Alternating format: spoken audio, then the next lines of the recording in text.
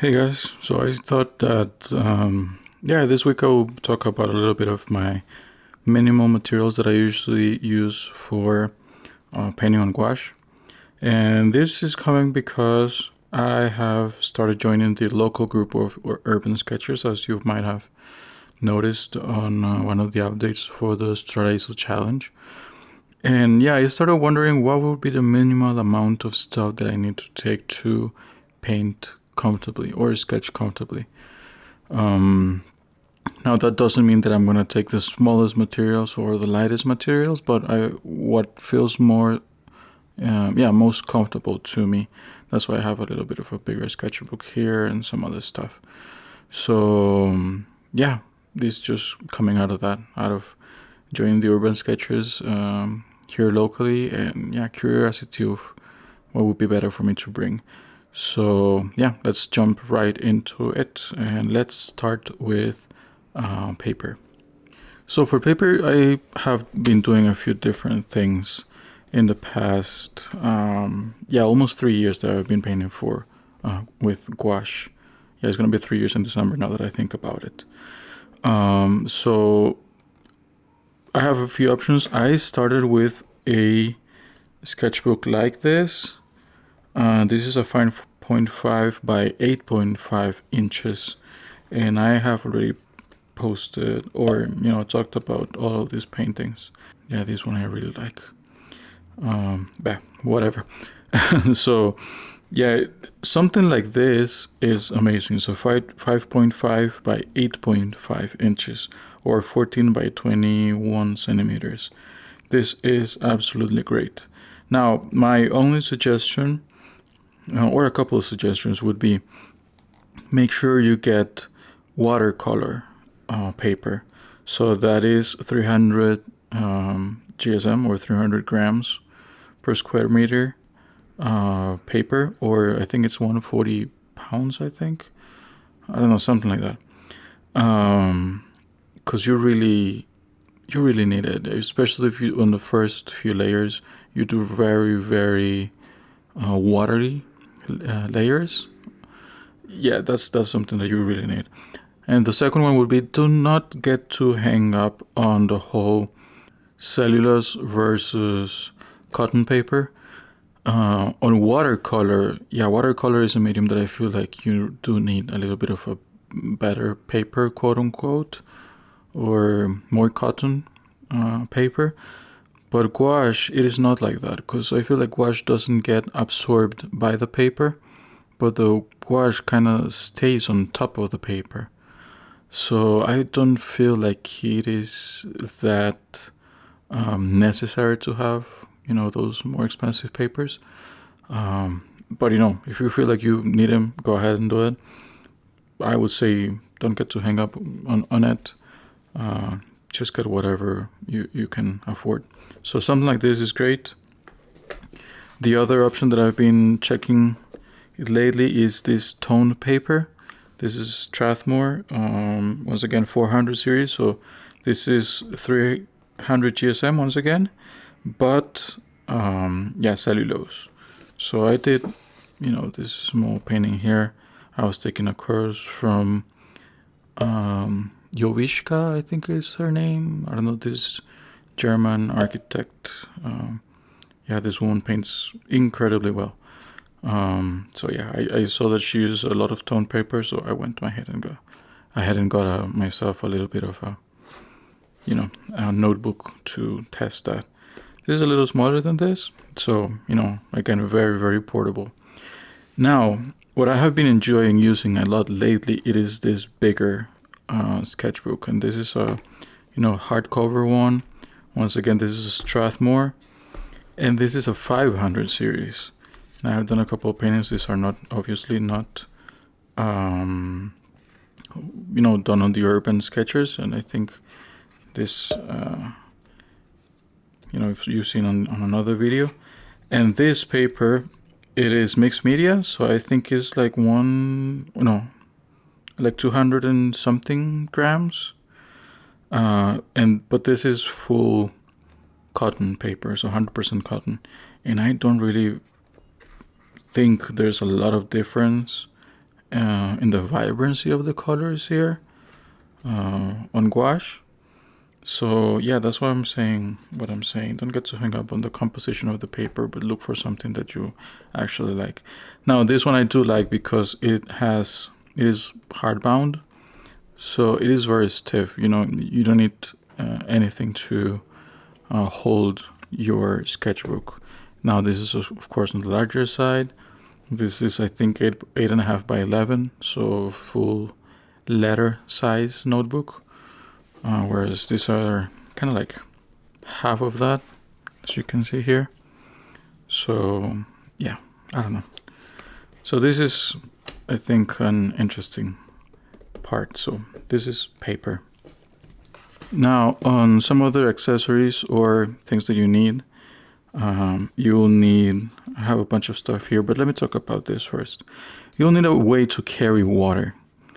And that is, I feel, very important, and sometimes kind of like a pain point. What I've been using is this collapsible water bottle, as they call it, and it is made by a brand called Vapor. I don't know if you can see that, if you can read it, but yeah, Vapor. And yeah, it is a collapsible water bottle. It holds up to a liter of water. And the coolest thing is that once you're done with it, you can just roll it. And, I put this thing through here and it stays small and it weighs close to nothing. So yeah, this is a very, very good solution. You can use this for, your own drinking of water or, just to paint. But I think this is a very, very smart solution so that you don't have to carry like a big bottle and, because it gets messy and gets on your way. So I highly recommend this solution. Now here, this is nothing special, just like pencil case. And here I have almost everything else that I need. I have a small water bottle, but this one is like a spray bottle. So yeah, you need this to keep your paints moist. And what I do with this, that's kind of like why you see there's a bunch of spots on it. I fill it up all the way with water, and I've been testing this clove butt oil thing to get rid of mold on your paint. And I just put I think it's like 5 drops of that thing into the water. And of course it naturally doesn't really blend or, mix is the word that I'm looking for with water, because, oil and water, they don't really mix. But apparently that's just enough to keep the paint in good condition. So, small spray bottle, nothing special. I don't even remember where I got it. I usually keep an extra tube of, I don't know, it seems like, okay, it's focused now. Yeah, I also always keep an extra tube of white gouache, fresh, because this is the one that I run through the quickest. So I like to keep just one extra tube of that. For my first stages, I use this pencil. Once again, let me see. Yeah, I've talked about it a couple times, and it's Staedtler Lumograph, and it is an HB. So kind of like a soft, or not soft, but it's actually on the harder side, just for the first sketches, before you put any paint on it. And I don't really love when pencil shows through a lot. So that's why I get this one, which is a little bit on the harder side for my taste. I keep a couple of clamps to hold my paper and a small sharpener, nothing special. This one is rusty now that I notice. Maybe I need to change this for something else. And lastly, I have an assortment of brushes here. So for example, I have this one. This is a mop brush. It says here number 4. I don't even remember the brand of it, But this is very cool to do the first washes. They're the first few layers of color. I use this one because it holds a ton of paint in there. And here there's a bunch of other smaller brushes. This is a flat number 6, which I use for 95% of the painting pretty much.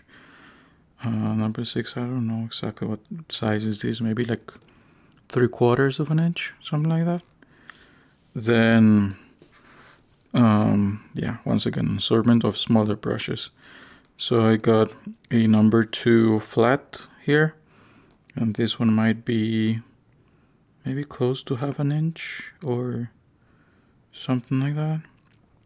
It's number 2. And on round brushes, these are pointy brushes, just for small, very, very small details. This is a number 4, a number 2, and it says here a 3/0. So yeah, these ones I rarely use. Maybe if I'm just doing like a white highlight on the eye of a bird or something, but just something that's like a small point of white or an accent or whatever. That's why I use the smaller brushes, but I rarely use them. Now they are so small and so light that I don't mind keeping them all in the same pencil case because they don't add any weight to my pencil case. So yeah, this is brushes and some miscellaneous. Now let's jump into the palette and paint. So for palette and paint, I've been using this Transon Stay Wet palette, Airtight palette. Yeah, that's the way it's called. Transon Airtight palette, which can hold up to 16 colors. But what I like the most of it, other than, of course, it is airtight, is that it has this collapsible water reservoir or water cup. And it holds quite a bit of water. It's actually a pretty good amount. So yeah, I like this one a lot. It has a couple of grooves here so that you can lay your brushes there or put them into these holes if you want. So this one is pretty good. It has not failed on me. And regarding the rest of the palette, it is something like this. It has this rubber which makes it airtight. It works pretty well. Remember not to fill them up too much, because otherwise it would like overflow the paint or water, whatever you put on it. And at the moment I have 15 colors. I started with an assortment of colors by Art Philosophy, kind of like their beginning or beginner set, which I think it has 18 colors. If I recall correctly. So I started with that, and slowly as I've been running out of them, I have been changing them for Daniel Smith, like the white one that you saw there. And my colors may vary a little bit, but I think I have already landed on a pretty consistent, let's say, choice of colors. So here I have buff titanium, titanium white, Hansa yellow medium, and yellow ochre. I have Indian red, scarlet, what was the name? Something scarlet, I forgot the name of it. Quinacridone magenta, I think. Burnt sienna, lavender, ultramarine blue. This one I forgot. I'm gonna put it somewhere here probably. Burnt umber. These two greens, which I still have from the Art Philosophy set. I haven't been using too much these greens because, like I always say, these usually ready-made greens, they are very, they feel very artificial to me. They feel like they kind of look plastic to me, so I don't usually use them too much. I have been lately just mixing my own greens, either from, these two yellows and these two greens, or, whatever I do, my mixes. So I haven't been touching this one's too much. Now, I eventually will run out of them, and I'll probably substituting from for something Daniel Smith, which I'll be choosing something a little bit more natural, so like a sap green or whatever. We'll see if maybe they come up with something new by the time I run out of this. But yeah, at this point I haven't been using too much of this. I have a spot here for turquoise, which as soon as it reaches my country, I'm gonna go get a tube of that, and ivory black. Now here, I don't know if you're interested in that, but I always find like it's, useful to know why do I arrange the colors I have in this way. Well, pretty much here I have my primaries, right? So if I had a full split primary set, it would be 2 yellows, 2 reds, and 2 blues. I don't use 2 yellows. The lemon yellow, to me, it feels very weak, and I don't know, it looks very, acid, for lack of a better word. So I don't really like it. So I'd rather have a medium, and that would cover me for the cool and the red and the warm version of that. Then I do have 2 reds and 2 blues. On this row I have earths and neutrals. So of course ochre, sienna, umber, and black. And on this side is what I call, let's say, special colors. Ignore the greens for now. So I have buff titanium, Indian red, lavender, and I think I'll be putting the turquoise here, or the teal, whatever I'm able to find. I think I'm gonna put it here, and probably 2 greens here. So yeah, so my main colors, primaries mostly, my earths, and I'm gonna call them special colors. So yeah, I don't know if that's something you're interested in, but there it is. So this is pretty much everything I use. I hope you like it. I hope we gave you some ideas of things that you might be able to do if you plan to go outside with the smallest amount of stuff that you can and still paint comfortably. And once again, don't get too hung up on the materials.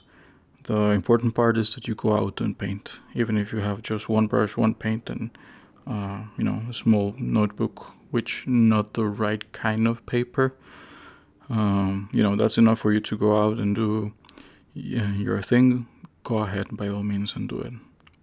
But yeah, just thought I would put out there my grain of sand. So hope you liked it.